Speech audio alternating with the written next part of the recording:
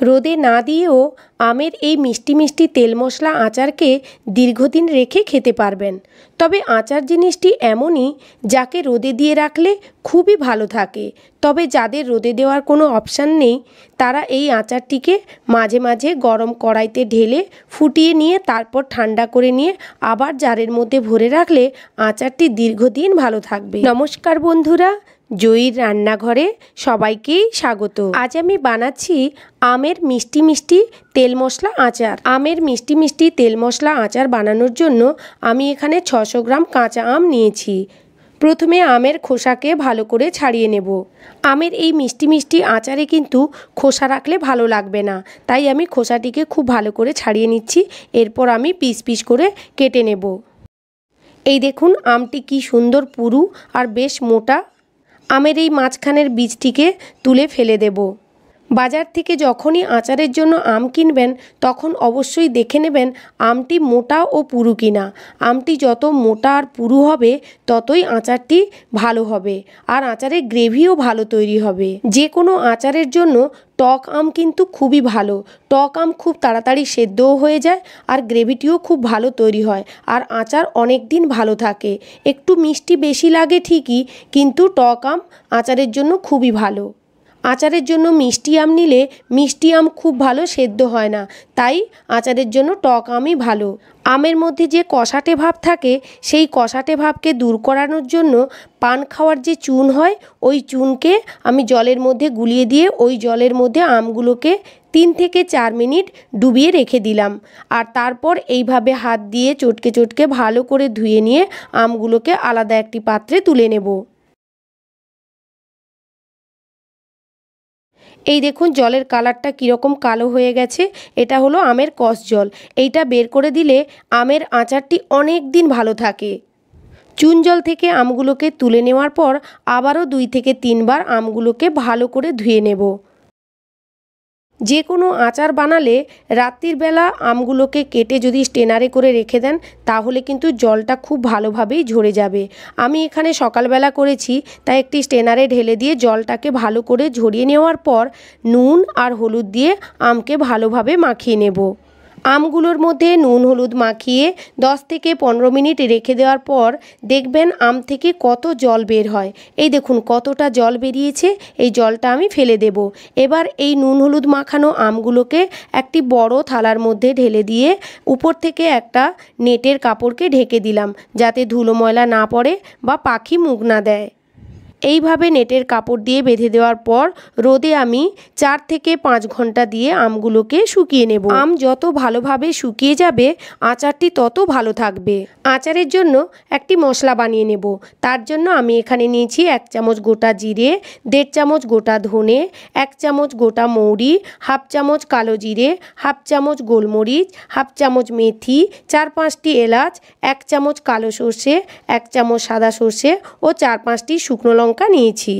গ্যাসের ফ্লেমকে একেবারে লো করে রেখে শুকনো কড়াইতে প্রথমে লঙ্কাগুলোকে দিয়ে একটু ভেজে নেব। তারপর বাকি মশলাগুলোকে লঙ্কার উপরে দিয়ে হালকা করে ভেজে নেব। যখন দেখব মশলা থেকে খুব সুন্দর একটি গন্ধ বেরোচ্ছে তখন মশলাগুলোকে একটি প্লেটের মধ্যে ঢেলে নিয়ে একটু ঠান্ডা হতে দেব। মশলাটি হালকা ঠান্ডা হয়ে এলে মিক্সিতে দিয়ে একটা পেস্ট বানিয়ে নেব। তবে খুব বেশি মিহি পেস্ট বানাবো না, যেন একটু দানা দানা থেকে যায় মশলাগুলো। যেহেতু আমি এখানে মিষ্টি মিষ্টি তেল মশলা আচার বানাবো তাই লঙ্কাটা খুবই কম দিয়েছি।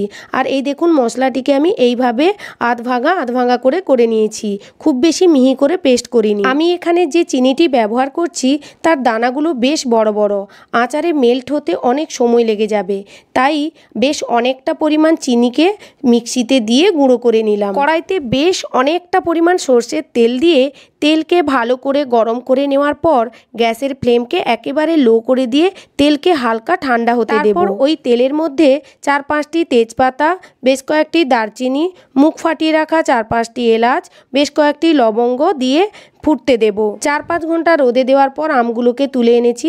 এই দেখুন আমগুলোর গায়ে এক ফোঁটাও কিন্তু জল লেগে নেই। এই অবস্থায় আমগুলোকে আচার করলে কিন্তু আচারটি অনেক দিন ভালো থাকবে। যত আম শুকোবে তত আচার ভালো থাকবে। এবার ওই ফোড়ন দেওয়া তেলের মধ্যে আমগুলোকে দিয়ে দিলাম। তেলের মধ্যে আমগুলোকে দেওয়ার পর বারবার নাড়তে হবে। আর এই সময় গ্যাসের ফ্লেমকে মিডিয়াম টু লোতে রাখতে হবে।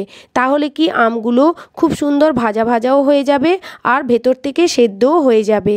এই সময় আমি আমের উপরে বেশ কিছুটা নুন দিয়ে দিলাম, যাতে আমের মধ্যে খুব সুন্দর নুনটা ঢুকে যায়। আমটা যখন হালকা সেদ্ধ হয়ে আসবে তখন ওর উপর গুঁড়ো করে রাখা চিনি দিয়ে দেব, কেননা চিনি মেল্ট হতে একটু সময় লাগবে, তো তাই আমটা যেহেতু সেদ্ধ হয়ে গেছে তাই আমি চিনিটা দিয়ে দিলাম। চিনি মেল্ট হতে হতে আমগুলো আরও ভালোভাবেই সেদ্ধ হয়ে যাবে।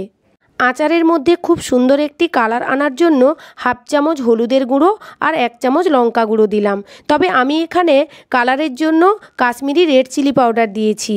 এখানে কোনো ঝাল লঙ্কা দিইনি, কেননা আচারটি আমি মিষ্টি মিষ্টি বানাবো, তো তাই আমি এখানে কোনো ঝাল লঙ্কার গুঁড়ো দিইনি। আচারের মধ্যে কি সুন্দর একটি কালার চলে এসছে। যখন রান্নাটি পুরোপুরি কমপ্লিট হয়ে যাবে তখন আরও সুন্দর কালার এসে যাবে।